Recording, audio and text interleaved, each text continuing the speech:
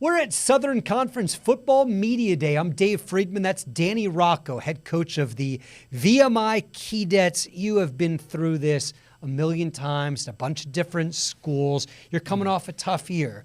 Everybody has them. How do you bounce back? Well, one day at a time. Thanks for having us here, Dave. I appreciate that.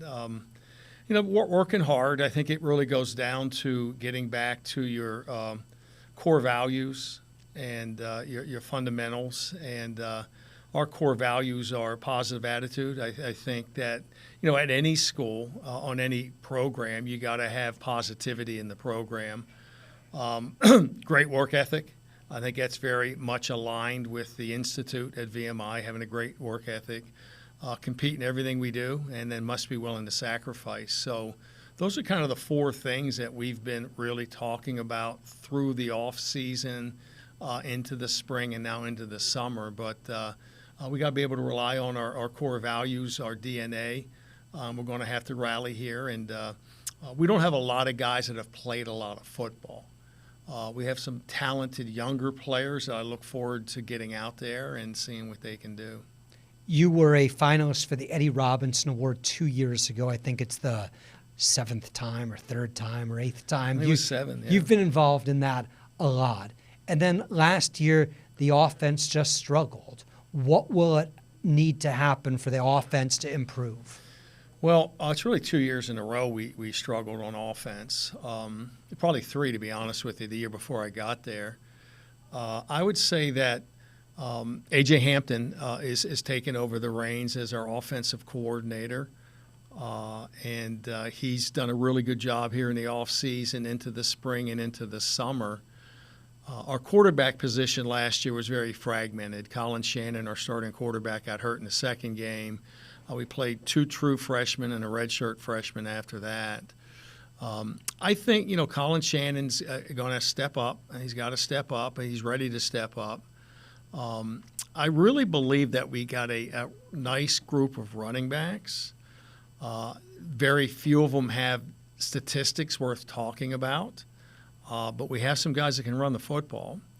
And I do think we got good depth in the offensive line. And there's really only one guy that's back that started in the offensive line. So it's not like we got experience abound, But we're going to have to be able to run the football. I just think that at the end of the day, for us to be able to compete in this league and put ourselves in a position to win close football games, we're going to have to rush the ball.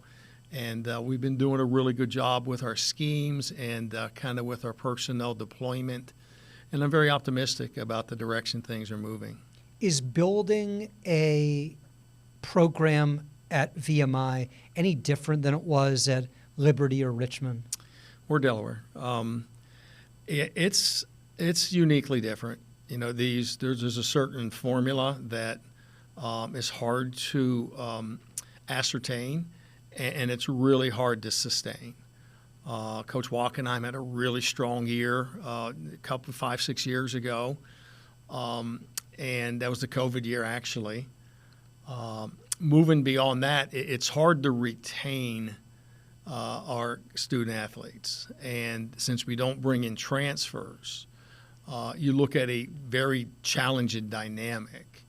So you got to really hone in on bringing in the right guys, the guys that have alignment philosophically with the Institute. It doesn't necessarily mean that they're going to commission into the armed forces, but they have a great appreciation for what that's all about.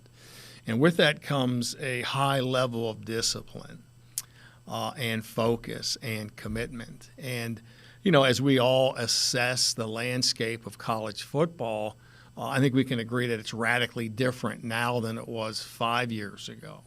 So whether you like it, whether you don't like it, however you feel about it, it's irrelevant. It's a different landscape. So we're one of those programs where you really have to be able to do a great job of evaluating talent.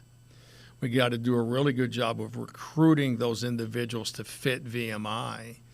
And then we got to develop them.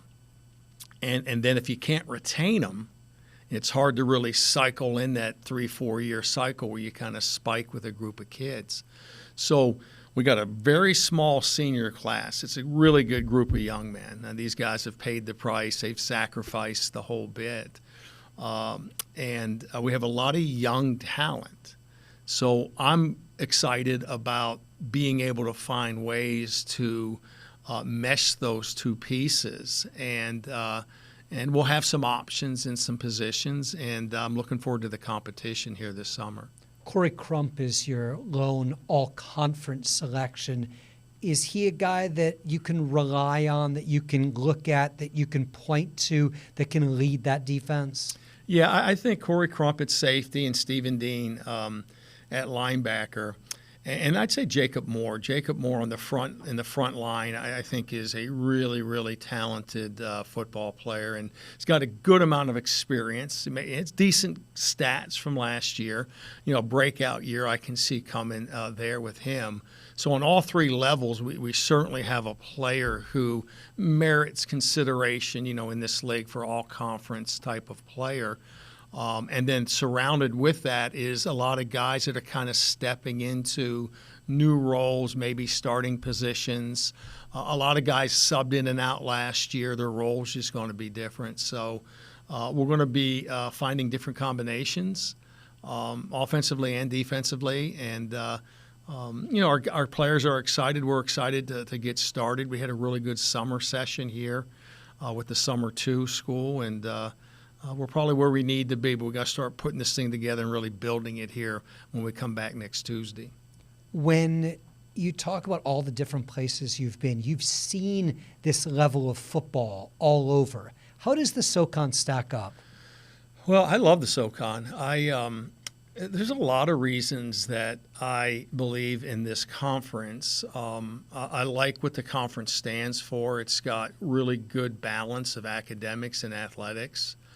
It's a conference that actually performs very well in multiple sports, football certainly being a catalyst for that. And it's a conference where each year there tends to be a team that comes out of nowhere to maybe win the league, or it's not a league where it's the same team every year. And I think it offers a lot of hope, to everybody that's in the competition. And I think the thing that you've heard all of us say is, you can't run and hide. You got to play everybody. And again, you go back to the landscape of college football and some of these bigger BCS conferences, it's more who they don't play in a given season than who they actually play that dictates how good they might be or what kind of a season they're going to have. Here, it's home and away every other year. You know where you're going and you know who you're playing. And the great coaching, as coaches has transitioned out, really good coaches have come into the league. So I'm excited. I'm a believer in the league, and I definitely feel like we're on the cusp of really breaking through on more of the national scene. Certainly we've had teams, win playoff games, and I think we're really right there on the cusp of being able to get ourselves to a place where we can play for a national championship. Is VMI playing against Navy important? Yeah, it's important on a lot of different levels. It's there's some element of like-mindedness to it. There's some element of appreciation to it. The fact that there is a more similar journey, for the people that are actually playing in the game. And I think there's a lot of value in that. At VMI, as I start my third season, when you're meeting with families, it's you can tell pretty quickly, where they align themselves in terms of their core values, the things that they want their son to be able to experience while they're in college. And I've been saying this for a few years. And again, I've been at, I think, 13 or 14 universities and some really good schools. You can go to a lot of schools and get a really good degree, but you got to be careful what education you're getting when you're at those schools. And as we speak to families now, they know what kind of education they're going to get. There are no shortcuts, okay? And these young men come out of the institute grown men, and they develop and they evolve. Now, it's challenging the whole way through, but they know what they're signing up for. And then in the when they come out of the back end with the degree, they get the education that went with it. So our fan base will be really excited. This will be a great opportunity for us to play a very proud institute, and we're really looking forward to getting the season started here with camp next week. What's your expectation for the year? My expectation is that we make improvement, and I think that that's sometimes a difficult thing to put into numbers, because it's, to be quite frank with you, last year we had 2 or 3 games that we really could have, should have, right? And it really came down to some odd things late in the game and kind of didn't get many breaks, We were right there in a number of football games. I want to see improvement. I think that's the biggest thing I'm going to have to see to feel good about the job I'm doing here at VMI. And at the end of the day, I'm here to serve our players. I mean, I've been doing this for 41 years, and it's not about me. It's not about anything other than our ability as a coaching staff to serve our players, to give them an opportunity to be successful on the football field, to experience the thrill of victory, okay, and while we're doing that, to really help teach them and model for them what life needs to look like after graduation.